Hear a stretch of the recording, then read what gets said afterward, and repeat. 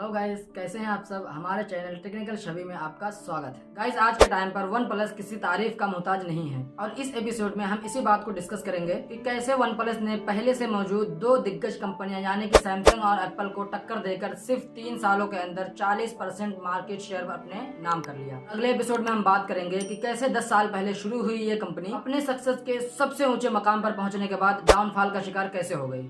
नौबत यहाँ तक आ गई कि कंपनी के फाउंडर को अपनी कंपनी को छोड़ना पड़ा। आज वन प्लस के को फाउंडर कार्ल पाई ने 2010 में अपनी पढ़ाई के दरमियान में ही नोकिया की कंपनी में काम करने लगते हैं और फिर सिर्फ 3 महीने के बाद उन्होंने कंपनी को छोड़ भी दिया था और उसके बाद उन्होंने ओप्पो कंपनी को ज्वाइन कर लिया था। उस दौरान उन्होंने बहुत सारे फोन्स को देखा, लेकिन वो किसी भी फोन से या उसके फीचर से मुतमईन नहीं थे, क्योंकि उन्हें किसी फोन का डिजाइन समझ में आता है तो उसका फीचर समझ में नहीं आता। अगर किसी का फीचर समझ में आता है तो उसका डिजाइन समझ में नहीं आता था, और जिसका डिजाइन और फीचर दोनों अच्छा होता था उसका प्राइस इतना हाई होता था जिसको अफोर्ड करना हर किसी के बस का नहीं था।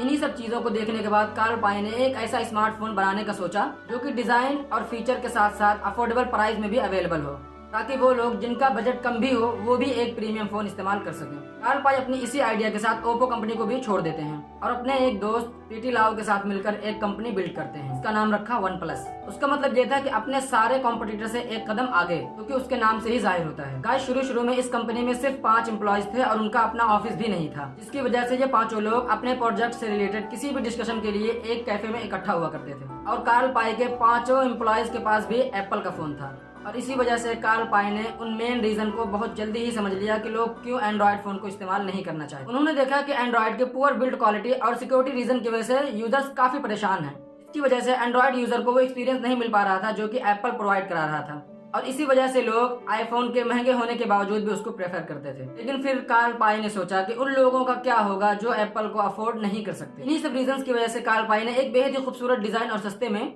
आईफोन जैसा ही एक यूजर एक्सपीरियंस को एंड्रॉइड में लाने का सोचा, जिसके बाद कार्ल पाई ने अपनी तमाम स्ट्रेटजीज के साथ एक यूजर बेस बनाने का सोचा। उन्होंने यूजर बेस बनाने के लिए ऑफलाइन को छोड़कर ऑनलाइन को चुना, क्योंकि ऑनलाइन में वो बहुत कम पैसे खर्च करके भी एक बहुत बड़ा यूजर बेस क्रिएट कर सकते थे। फिर अपने प्लान को एग्जीक्यूट करके दिसंबर 2013 में फाउंडर्स ने अपना कमाल का स्लोगन नेवर सेटल अनाउंस किया, और उसके तुरंत बाद उन्होंने अपनी एक ऑनलाइन कम्युनिटी भी बिल्ड करना शुरू कर दिया, जिससे लोग वन प्लस न्यूज और फार्म्स को भी एक्सेस कर सकते थे। इसकी वजह से वन प्लस की कम्युनिटी से बड़ी तादाद में लोग जुड़ने लगे, जबकि वन प्लस ने अभी तक अपना एक भी फोन लॉन्च नहीं किया था।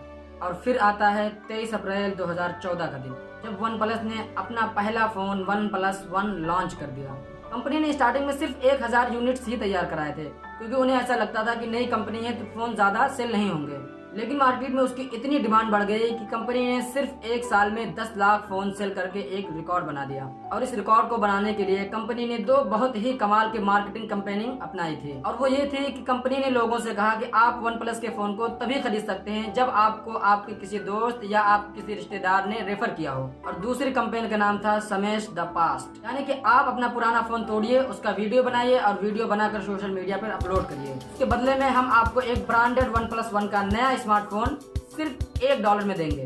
और फिर क्या था, ये कैंपेन इतनी ज्यादा पॉपुलर हुई कि सिर्फ 1 हफ्ते के अंदर 1,40,000 लोगों ने अपना फोन तोड़कर उसका वीडियो सोशल मीडिया पर अपलोड किया। फिर ये भी हुआ कि कंपनी ने कहा कि आपको अपना फोन तोड़ना नहीं है, बल्कि उसको किसी जरूरतमंद को डोनेट कर देना है। और इस तरह से वन प्लस का पहला ही फोन बहुत बड़ा हिट साबित होता है। इससे वन प्लस का कॉन्फिडेंस लेवल बहुत हाई हो जाता है।